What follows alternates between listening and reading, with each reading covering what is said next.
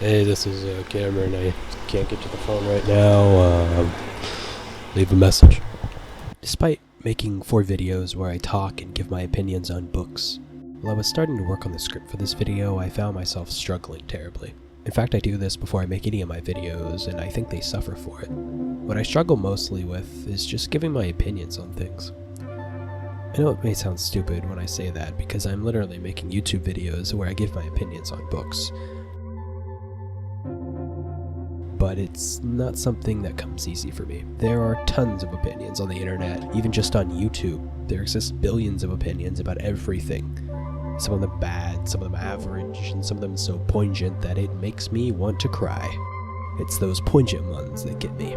The ones that say what I'd been thinking but I couldn't put into the right words. And then it goes into a cycle of comparison until finally I just settle for whatever comes naturally, which winds up to me feeling like mediocrity. A mediocre opinion. I don't want hope. Hope is killing me. My dream is to become hopeless. When you're hopeless, you don't care. And when you don't care, that indifference makes you attractive. So hopelessness is the key. And that's how my last couple videos have felt, because I am scared to give my opinion on things. Of course, this mostly originates in my mind, I think, and thoughts about myself, but being chronically online as I am and viewing all these wonderful creators online, and trust me, I watch a lot of YouTube, makes me put a lot of unnecessary pressure on myself. And I guess that's kind of how I felt when I read this book, No One Is Talking About This, by Patricia Lockwood.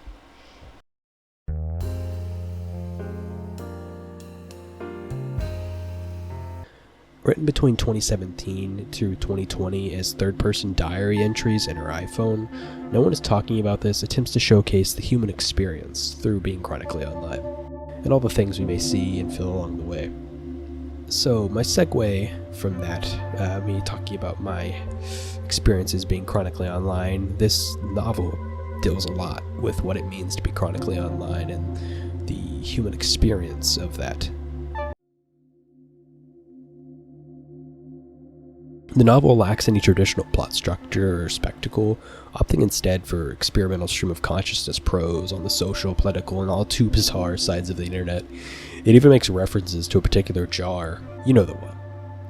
Quote, "I don't think you're a pervert at all, Sam. If you're a member of my generation, you would come in a special jar over a period of months and then post the pictures of the jar online.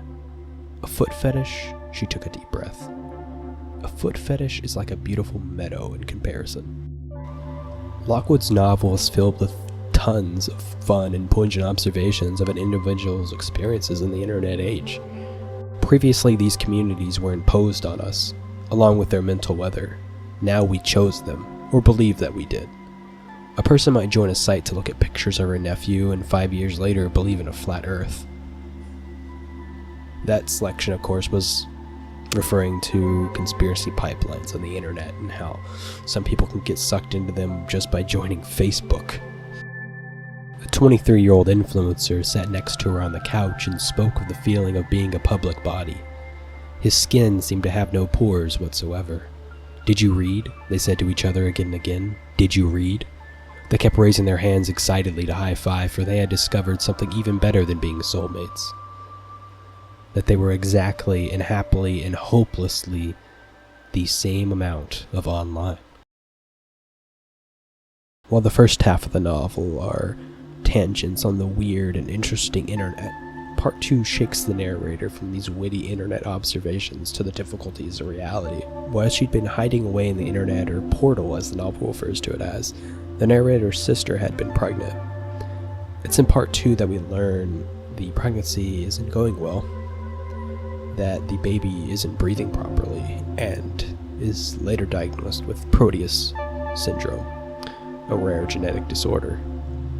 As this novel was written with parts of diary entries from Lockwood's actual life, her niece actually had this disorder, and a lot of the second part of the novel comes from those experiences that Lockwood had with her niece and her sister during this time.